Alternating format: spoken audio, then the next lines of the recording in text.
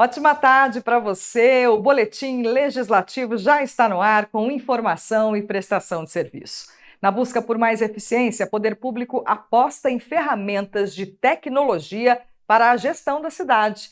E as demandas do mercado transformam o perfil dos profissionais que buscam desenvolver competências e habilidades ligadas à inteligência artificial. Também vamos falar sobre gravidez depois dos 40. De acordo com o IBGE, entre 2010 e 2022, o índice cresceu 60%. Então, fique com a gente que o boletim está só começando. E o avanço da tecnologia tem promovido muitas facilidades, inclusive para a administração pública. Aqui em São José dos Campos, por exemplo, robôs ajudam no trabalho de manutenção da cidade. E a Prefeitura estuda novas ferramentas que contribuam com a gestão do município. Imagine um robô que corta a grama sozinho e é capaz até de trabalhar à noite. Isso é uma realidade que pode ser implantada em São José. É um robô totalmente independente, ele trabalha funcionando sozinho, ele tem uma estação de recarga. O maior modelo desse robô é capaz de manter uma área de gramado aí de 5.000 metros quadrados. Ele trabalha dia e noite, inclusive ele tem até um farol, né? Funciona à noite para atender o local, né? E é importante que ele faz o corte de gramado e a partir do segundo ou terceiro corte você não precisa nem mais recolher a grama, que acaba sendo incorporada ao local que ele está fazendo a manutenção. Como explica o secretário adjunto de manutenção da cidade, a ideia é de que o robô contribua no trabalho de cuidado e zeladoria do município. O teste da ferramenta aconteceu na área canina do Parque da Cidade. Esperamos que esse serviço seja realmente implantado aqui em São José, possivelmente também em espaços caninos ou em áreas verdes aí que tenham contidas, né? Não pode ser talvez uma praça, mas alguns parques, algumas áreas verdes, áreas de esportes, né, que tem campos de futebol. Eu acho que ele pode ser aproveitado com bastante sucesso. O que já vem sendo usado é esse outro robô. Ele inspeciona as galerias pluviais do município e investiga possíveis causas de enchentes. O processo do robô é um processo contratado anualmente, tem uma certa quantidade de extensão de galeria para fazer e ela é feita conforme a demanda, né? Então a gente coloca o robô para investigar a causa da enchente. Nesse ponto localizado aqui, a causa da enchente é entulho que foi colocado pela boca de lobo. E aí ela entope a galeria e não deixa a água passar, por isso causou a enchente. Então com esse trabalho investigativo a gente consegue avisar para a Secretaria de Manutenção da cidade e ela vem com o trabalho de desentupir a rede. Com o diagnóstico rápido sobre o problema, o robô consegue fazer com que as inundações sejam evitadas antes mesmo do período das chuvas. O benefício principal é a gente conseguir antecipar os pontos de enchente e trabalhar no projeto. É um projeto mais assertivo, gerando economia nos projetos, para não fazer um projeto muito exagerado. Então a gente já sabe exatamente onde está o problema e o robô nos ajuda nesse sentido. Para a Câmara de São José, o uso da tecnologia no trabalho de manutenção da cidade representa mais eficiência nos processos de gestão pública. Segundo o vereador Sidney Campos, o investimento em novas ferramentas e equipamentos é fundamental. É importante o investimento no monitoramento, na fiscalização da tubulação das galerias de águas pluviais da Prefeitura, para a gente reduzir aí os alagamentos, a questão também que tem as trincas nas residências. Então esse trabalho é importante para a gente resolver esses problemas da nossa cidade de São José dos Campos. Para a Secretaria de Manutenção da cidade, as tecnologias à disposição desses trabalhos sempre irão gerar um serviço melhor e mais eficaz. Em vez de você levar uma equipe lá para fazer essa manutenção periódica, você vai ter disponível um equipamento que faz a manutenção diária daquilo, né? E você consegue otimizar recursos. A tecnologia vem avançando e isso é muito importante para ajudar a gente melhorar o serviço público, e o munícipe também pode fazer essa solicitação desse monitoramento através do 156 ou através também dos gabinetes da Câmara Municipal aqui de São José dos Campos. E olha, esse tipo de ferramenta que colabora com a eficiência pública exige mão de obra qualificada, tanto para criar sistemas e máquinas como para operar os equipamentos. As demandas do mercado transformam, assim, o perfil dos trabalhadores, que buscam desenvolver competências e habilidades ligadas à tecnologia. O mercado de trabalho está em transformação. Segundo estudo do Fórum Econômico Mundial, nos próximos 5 anos, devem ser criadas 170 milhões de novas funções ligadas à tecnologia.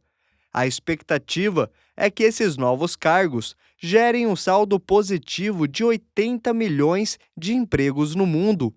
No ranking, a inteligência artificial, Big Data e cibersegurança lideram esse crescimento. E muito dessas novas posições são voltadas na área da tecnologia, na área da energia verde, principalmente quando eu falo de tecnologia, na área da inteligência artificial, na área de Big Data, na área de segurança. Mas, ao mesmo tempo, em contrapartida, esse mesmo relatório diz que muitas posições que existem hoje vão ser transformadas ou até mesmo eliminadas pelo impacto da tecnologia também. Ainda de acordo com o estudo, 70% das habilidades exigidas no mercado atual serão completamente transformadas até 2030.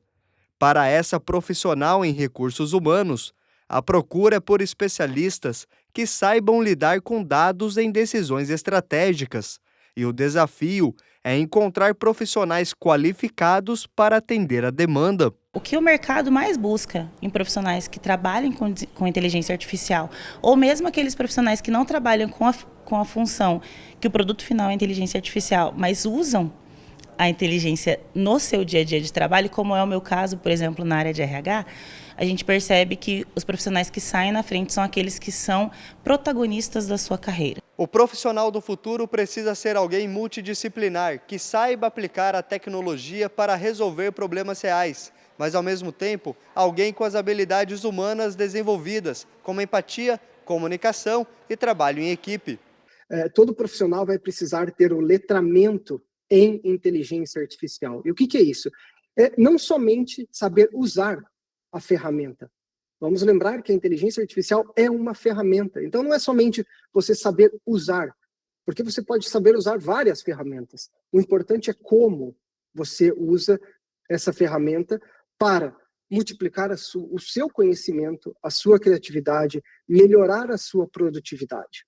O Gabriel é um dos profissionais que já desempenham uma das profissões consideradas do futuro, especialista em inteligência artificial, uma área essencial para trazer mais eficiência e resultados. O cientista de dados hoje, ele busca trazer benefícios em automações para as empresas. E não só automações de alguns processos, mas também de previsão de algo. Então a gente pode prever o comportamento daquele cliente, a gente pode prever alguma demanda que o time vai ter para que eles consigam se planejar anteriormente e com isso ter mais benefícios, trazer mais ROI para a empresa. E a Câmara Municipal está atenta a essas mudanças, com São José se consolidando como um polo tecnológico de referência nacional. Os vereadores defendem um investimento na formação de profissionais na área. São José passa a ser referência nacional, né, e muitas empresas estarão olhando para São José no futuro. A formação de profissionais na área de tecnologia, a inteligência artificial hoje, que é um mercado que está crescendo demais. Então São José tem muito a oferecer aos profissionais nesse tipo de emprego. O Legislativo ainda defende a criação de políticas públicas para trabalhar o assunto desde cedo com crianças e adolescentes, para incentivar o interesse pelo setor da tecnologia. Todo vereador ele precisa estar atento à tendência tecnológica neste momento e poder criar leis e atividades públicas para que possa dar treinamento, capacitação, que a prefeitura consiga oferecer tanto nas escolas municipais aqui, cursos na área de tecnologia, de aprendizagem, para que a gente saia sempre na frente. Tá aí, a demanda por profissionais na área da tecnologia é cada vez maior. Agora, uma outra informação sobre o mercado de trabalho é a queda na contratação de pessoas com mais de 50 anos. Há 3 anos, a Ana Cláudia trabalha no setor de vendas dessa distribuidora de suprimentos para o setor corporativo. Hoje, aos 50, ela convive com colegas com menos idade e garante que a juventude e a experiência se completam no ambiente de trabalho. cada um tem algo para ensinar, né? Que a gente está aqui na empresa e não é assim uma troca de favores, é legal para a vida, assim, no dia a dia a gente se ajuda e até assim com as brincadeiras a gente aprende de novas expressões, né? Eles também aprendem com a gente assim essa parte de comprometimento. Na distribuidora onde Ana Cláudia trabalha, dos 15 funcionários, 3 deles têm 50 anos ou mais. Para Alexandre, dono da empresa, a idade não é fator preponderante no momento da contratação. A gente analisa as competências técnicas, né, e também o perfil psicológico e a força de vontade da pessoa também que quer estar desempenhando aquela função. Mas, infelizmente, a realidade vivida por Ana Cláudia não é a mesma de pessoas com mais de 50 anos no país. De acordo com dados do CAGED, o Cadastro Geral de Empregados e Desempregados, em 2024, o saldo para a faixa etária foi negativo, com uma redução de quase 92 mil postos de trabalho. Em São José dos Campos, a perda foi de 239 vagas para o período. E é justamente a experiência desses trabalhadores com mais idade que pode ser um fator crucial para mudar o cenário atual mostrado pelo CAGED. A gente pega a média de empresas que são empresas com menos de 5 anos, elas têm em média 25 anos de idade, os funcionários. E isso, apesar de ser bom, são pessoas que trazem às vezes muita inovação, muitas ideias boas, têm muito para entregar, mas também criam ambientes às vezes extremamente informais. Mas para aproveitar a experiência adquirida em muitos anos de trabalho e usar a favor durante a procura de um emprego, é preciso também reformular o currículo, apresentando conquistas profissionais e projetos realizados nos empregos anteriores. Um erro bem comum em currículos, principalmente de pessoas com mais de 50 anos, é colocar, por exemplo, lá eu fui analista financeiro durante 15 anos. Isso não representa muita coisa, então tira esse analista financeiro durante 15 anos, nesse exemplo que eu estou dando, e coloca atividades que você desenvolveu ao longo desse período, resultados que você teve, processos de mudança que você participou. Isso vai mostrar para o empregador ou para o recrutador que você participou de mudanças significativas e conseguiu conquistar resultados significativos para a empresa. Na Câmara, os vereadores também acreditam que a presença de pessoas com mais de 50 anos no mercado de trabalho pode ser benéfica, principalmente se a experiência for levada em conta. Nós temos uma situação onde alguns jovens não querem ter o compromisso, né, com o trabalho. Isso já está relatado através de pesquisas e estudos, né? Não é o vereador que está falando. Mas também temos uma outra ponta que é o pessoal acima, na verdade, dos 40, 50, 60 anos, que essa é uma mensagem muito boa porque vai vir trazer novas pessoas com experiência para o mercado de trabalho.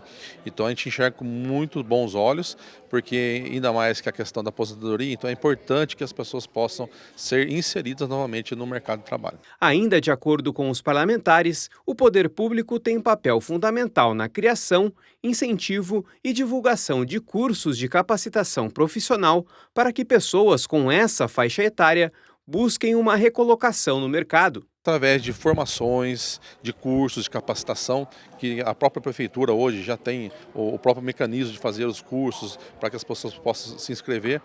E aí isso vai ajudar muito para que as pessoas se capacitem e possam voltar, regressar ao mercado de trabalho já atualizado. E para quem já passou dos 50 e está querendo voltar ao mercado de trabalho, a Ana Cláudia, nossa personagem no início dessa reportagem, tem algumas dicas que podem ajudar.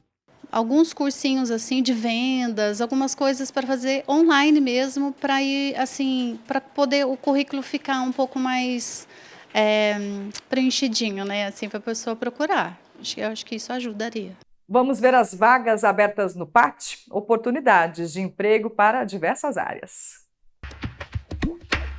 O PAT, Posto de Atendimento ao Trabalhador de São José dos Campos, tem oportunidade de emprego para ajudante de obras, ajudante de serralheiro, analista contábil, armador de ferros, assistente de vendas, atendente balconista, atendente de cafeteria, atendente de farmácia, atendente de lanchonete, atendente de padaria, auxiliar administrativo, auxiliar de cozinha, auxiliar de escrituração fiscal, auxiliar de estoque, auxiliar de limpeza, auxiliar de mecânico de autos, auxiliar geral de conservação de vias permanentes, azulejista, balconista de açougue, carpinteiro, confeiteiro, controlador de acesso, copeiro, corretor de imóveis, cozinheiro geral, cuidador em saúde, detetive particular, educador infantil de nível médio, eletricista, eletromecânico de manutenção de elevadores, empacotador à mão,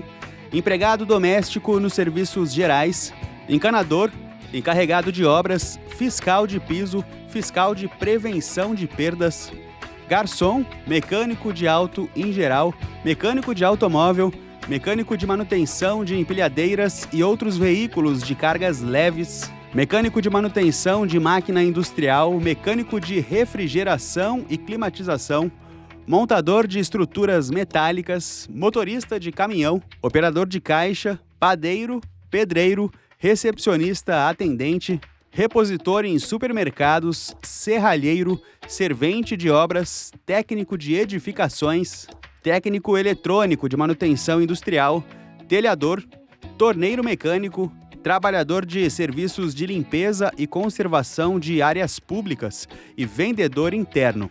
Para se candidatar é fácil, é só comparecer ao PAT levando RG, CPF, carteira de trabalho e o cartão cidadão. O PAT fica na Praça Afonso Pena, número 175, no centro.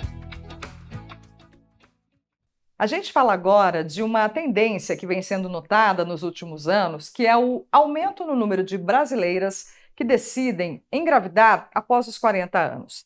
De acordo com o IBGE, entre 2010 e 2022, o índice cresceu 60%.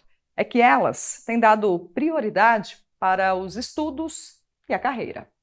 Um amor que dá para ver e sentir e que esperou 9 anos para chegar. A Areta foi mãe aos 41 anos, depois de muitas tentativas. Hoje, ela vive o sonho da maternidade com a vinda da Gabi. A gravidez foi tardia por conta de uma condição chamada infertilidade sem causa aparente. Por isso, optou por fazer a fertilização in vitro. Eu tinha muitos sonhos que envolviam carreira, viagem, realizações pessoais. Eu investi muito nisso e realmente só fui começar a pensar em casamento já perto dos 30 e filho depois de casada. E assim como a Areta, mais mulheres estão engravidando após os 40 anos. Dados do IBGE apontam que entre 2018 e 2022, as gestações aumentaram 17% em mulheres acima dos 40 anos. Hoje, a mulher moderna, ela tem muitas atividades, ela é muito ocupada. Então, para ela tomar uma decisão de realmente engravidar, eu vejo que ela quer ter muita segurança. Então, ela quer estar segura financeiramente, emocionalmente. Elas querem muito mesmo, mas elas, por querer tanto, elas querem estar super bem em todos os aspectos, e isso leva tempo. Com as mudanças sociais e a maior presença feminina no mercado de trabalho, antes de serem mães, elas preferem buscar por realização profissional e independência financeira. Para as mulheres que desejam engravidar mais tarde, a Areta recomenda a busca por um médico especializado em reprodução assistida, assim como ela fez. Porque acho que assim, a medicina evoluiu de uma forma que nos dá essa liberdade de planejar em que momento a gente quer ser mãe, deixar essa maternidade um pouco mais tarde, quando a gente está, vamos dizer assim, mais plena, mais realizada pessoalmente. E hoje tem esse recurso do congelamento de óvulos que pode ajudar. E se assim, existe uma dificuldade, que as pessoas não tenham vergonha. Procure ajuda médica, se exponha, se abra e até mesmo converse com quem já passou pelo processo, porque as pessoas ainda veem isso como um tabu muito grande. Atualmente, a gravidez é considerada tardia a partir dos 40 anos de idade. Isso porque, depois dos 35, há um declínio acentuado na fertilidade, por conta de alterações hormonais e o gradual esgotamento da reserva ovariana. Engravidar nesta idade pode trazer complicações, tanto para a mãe quanto para o bebê. É um óvulo mais envelhecido, então ele tem mais chance de mutações. Então já começa daí, né? Tem mais chance de aborto, tem mais chance de síndromes genéticas. Uma mulher acima dos 40, ela já tem mais chance de ter aquelas patologias clínicas clássicas, diabetes, hipertensão, hipotireoidismo, então tem que estar tudo muito bem compensado. Mas mesmo tardia, a gestação pode ser vivida de forma saudável. Para isso, o acompanhamento pré-natal é fundamental e deve ser feito com ainda mais cuidados quando ocorre após os 40 anos. Iniciar as vitaminas, ela já tem que ir nos especialistas caso ela faça uso de alguma medicação para adaptar para a gravidez. E o pré-natal tem que ser mais atento mesmo, né? Como o nome diz, né? A obstetrícia estar ao lado, a gente tem que vigiar essa paciente, a gente sabe notar alguns sinais de alerta, né? Fazer sempre os ultrassons de preferências morfológicos, o ecocardiograma fetal tem que ser feito com prioridade nessas pacientes. Espontânea ou com a ajuda da ciência, a gestação é um momento especial para a maioria das mulheres.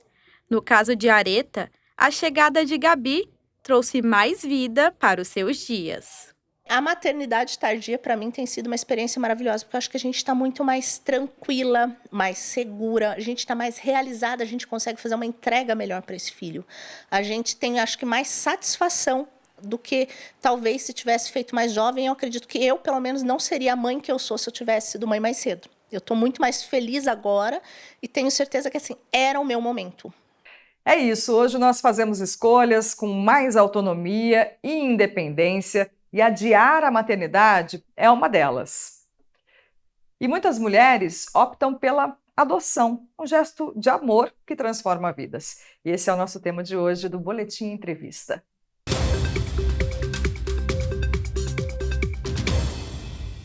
Olá, sejam todos bem-vindos ao Boletim Entrevista. O tema de hoje será a adoção. Um gesto de amor e, acima de tudo, a garantia de um direito fundamental das crianças e adolescentes terem a chance da convivência familiar. E para falar mais sobre esse assunto, vamos conversar com a Tatiana Bernardes, coordenadora do curso de Serviço Social da Univap, professora, assistente social também. Bom, Tatiana, a gente tem no Brasil, né, instituído o Dia Nacional da Adoção. Qual que é a importância de existir datas como essa? Primeiramente, obrigada, né, pelo convite, por estar aqui com vocês, para a gente debater esse tema que é tão importante, né, e necessário, então agradeço. E esse dia, ele é assim, de extrema importância para que a gente possa refletir, para que a gente possa convidar, né, à reflexão, para que a gente possa desmistificar algumas questões, para que a gente possa explicar também quais os processos para adoção, e a necessidade real, né, que nós temos, que as crianças do Brasil como um todo ter para ser adotado, para ter a oportunidade de ter um lar, né? É de extrema importância que a gente conscientize sobre essa necessidade. Perfeito. E quais são os critérios, né, para se adotar uma criança ou um adolescente? Sim. Muito se fala, né, na questão burocrática, né, para adoção, que isso tem um processo de demora. E, de fato, a gente entende que realmente tem um processo, né? Mas é como gestar uma criança, né? Quando você também tem os 9 meses que você acompanha. Então, esse processo ele deve vir acompanhado com um passo a passo, né? Nós estamos falando de uma criança, estamos falando de uma criança que vai ser inserida na vida de uma família. Então, nós temos assim o primeiro passo, a família vai buscar a vara da infância, da juventude do seu município, ela vai né, colocar o interesse pela adoção, então o primeiro cadastro, e ela vai passando esse passo a passo, até que ela seja habilitada. Então, assim, existem alguns critérios, né, acima de 18 anos, pode ser casal, pode ser uma pessoa solo, né, não tem especificação nenhuma sobre isso. Então, hoje a lei já avançou nesse sentido também, de abarcar mais pessoas para poder adotar, né, que desejam. A pessoa adotante, ela tem que ter 15 anos a mais, né, do que a pessoa, um adolescente, a gente não pode ter uma idade muito parecida. Então, são alguns critérios pequenos. E é feita uma avaliação, né, uma avaliação social, psicossocial dessa família, dessa pessoa que deseja adotar. E esse passo é acompanhado pelo judiciário, até que essa pessoa torne-se habilitada, né? A partir do momento que ela está habilitada, ela vai esperar, aguardar para ser chamada para fazer, né, essa adoção, essa aproximação com essa criança. Então, tem um período de convivência que é estabelecido e, posteriormente, é ofertada, então, a adoção de uma forma definitiva. E quais são os desafios que existem atualmente, né, para poder se adotar uma criança? E as dificuldades também dessas crianças, né, delas poderem se adaptar a um novo lar, delas terem essa oportunidade. Então, isso é muito importante, porque a gente, como eu falei, da questão do gestar um filho, né?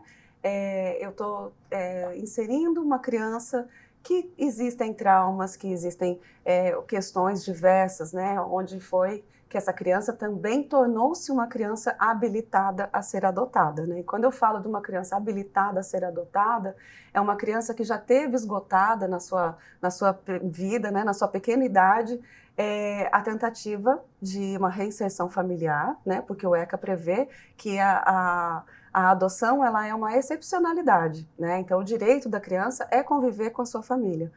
Quando isso não é possível, estende-se, né? Então a família é extensa, então os tios, os avós.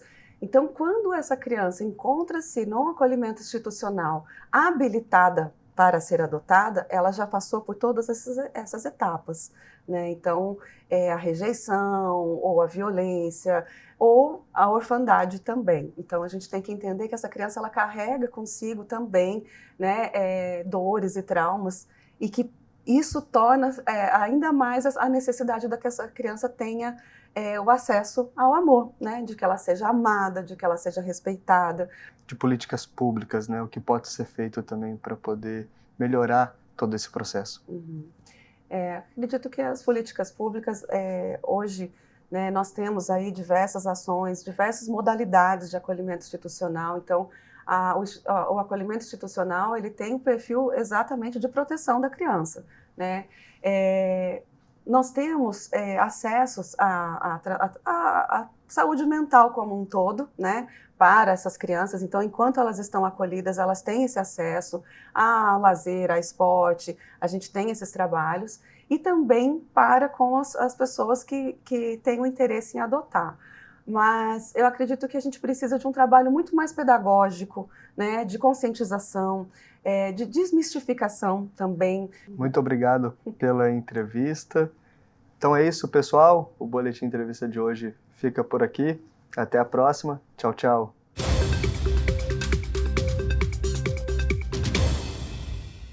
A adoção é um gesto lindo, né? Agora, independente da escolha, as mães sempre se perguntam como atingir a maternidade ideal.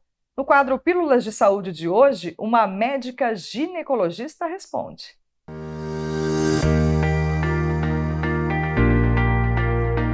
Olá, sou a doutora Josiandra, sou ginecologista e obstetra, e hoje eu vim dar algumas dicas para vocês sobre o que se fazer para que se tenha uma maternidade ideal. Então, primeiro, além de encontrar um médico de confiança, em quem você pode tirar suas dúvidas, fazer os exames necessários, você tem que ter também um hobby, alguma coisa que você consiga fazer para que você se sinta feliz nesse momento tão importante da sua vida. Uma alimentação saudável, então pensar em que tudo que você está comendo está indo para o seu bebezinho. Claro que pode ter alguns deslizes, mas isso não pode ser o dia a dia. E fazer também uma atividade física que você goste, né? Não adianta fazer também forçado alguma coisa que você vai começar e vai parar. Então, se gostar de uma caminhada, um pilates, conversar até com a amiga para espairecer, então que você consiga ter uma boa gestação.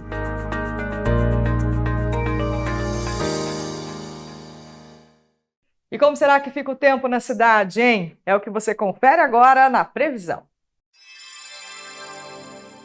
A tarde desta terça-feira se mantém ensolarada e sem possibilidade de chuva. A máxima é de 26 graus e a mínima de 15 graus. Já amanhã, o dia começa com sol, mas o céu fica nublado ao longo da tarde e a noite deve ser de chuva. A máxima será de 27 graus, com mínima de 16 graus. E termina aqui mais uma edição do Boletim Legislativo. Espero que você tenha aproveitado as informações. Não se esqueça que todo o conteúdo está disponível no nosso canal do YouTube. É só acessar a TV Câmara SJC. Inclusive hoje tem transmissão ao vivo pelo YouTube da sessão que começa logo mais, às 4 horas da tarde. A gente volta a se encontrar amanhã. Até lá!